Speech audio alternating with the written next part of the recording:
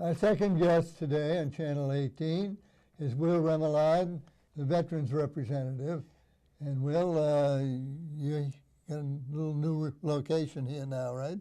Yeah, I do. Good morning, Paul, and thank you for having me on. Give me the opportunity to let folks know that the office has moved from its original location at Town Hall to the community center here at 100 Oak Street. And there was some question about hours. The hours haven't changed. We're open Tuesday, Wednesday, and Thursday, 9 a.m. to 4 p.m. And we do get an hour off for a lunch break. So we're glad to hear that. That's 3 days a week. And the telephone number has not changed. It's still 508-430-7510. What has changed is I've been unable to put a message, a personal message, on the answering machine, so you'll get extension 29. And just remember that extension 29 is me. Some folks are confused and they think perhaps it's not me. But we have the same policies regarding appointments and walk-ins. We encourage appointments because we've been very busy. Veterans with appointments will be seen before walk-ins, of course. But we do not want to dissuade walk-ins. If you have something urgent you want to be seen, it always helps to call to see that I'm available. There'll be some days that the office may not be open. We may be at a training session, or I may be out of the office visiting a veteran who's disabled at home. So that's something to keep in mind, and a good idea to call the 508-430-7510 number. You must have a lot of newer veterans coming from the African campaign. Yeah, Iraq and Afghanistan. Yes, we do. We have young folks coming home, and the primary difference here is, today we have an all-volunteer armed force, yes.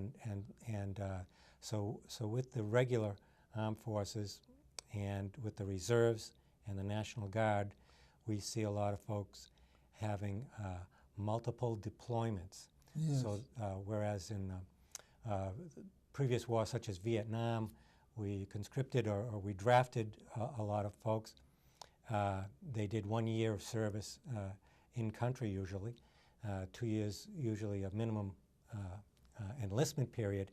But today, our soldiers, sailors, airmen, Marines, they are doing multiple deployments. So that it's not uncommon to see someone who's gone 2, 3, 4 times to Iraq or Afghanistan, or a combination of those. So it is different. Yeah, it must be a little telling on them, is it? I mean, the pressure of going over there and having somebody maybe take a pop shot at you. Yeah, that's no different than with any other conflict we've had over the years.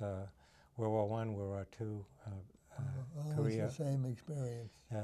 We always have, it's always a difficult experience, especially with forces with boots on the ground in combat. So yeah, every war has had its share of people who need help from the VA.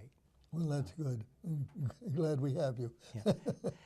And that's, by the way, what we do. We try to get our veterans hooked up with the right resource, whether it be the Department of Veterans Affairs, which is the federal government, the Massachusetts Department of Veterans Services, which is our state government, or some local help, such as the Vet Center in Hyannis, or the VA healthcare system, where we have a outpatient clinic in Hyannis now, and we have most of our veterans go to the VA Medical Center in Providence, Rhode Island.